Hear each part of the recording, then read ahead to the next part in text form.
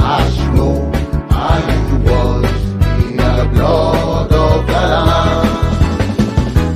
Are you walking daily by the Savior's side? Are you washed in the blood of the Lamb? Do you rest each moment in the crucified? Are you washed in the blood of the Lamb? Are you washed in the blood, in the soul-cleansing blood of the Lamb? Are your garments spotless? Are you white as snow? Are you washed in the blood of the Lamb? When the bridegroom cometh, will your robes be white? Are you washed in the blood of the Lamb?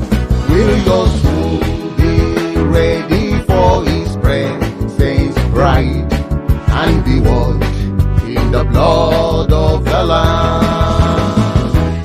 Are you washed in the blood, in the soul-cleansing blood of the Lamb? Are your garments spotless? Are you white as snow? Are you washed in the blood of the Lamb?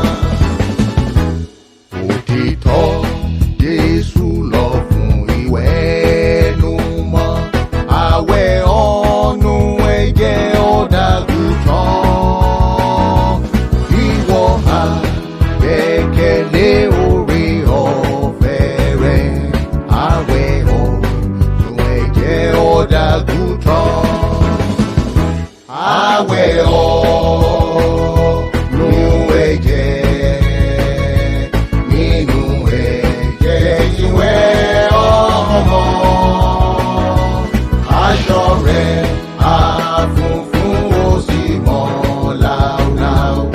Àwẹ̀ ọ̀nù ẹ̀jẹ̀ ọ̀dàgùtàn. Ó ń bá Olùgbàlà rìn lójoojúmọ́. Àwẹ̀ ọ̀nù ẹ̀jẹ̀ ọ̀dàgùtàn.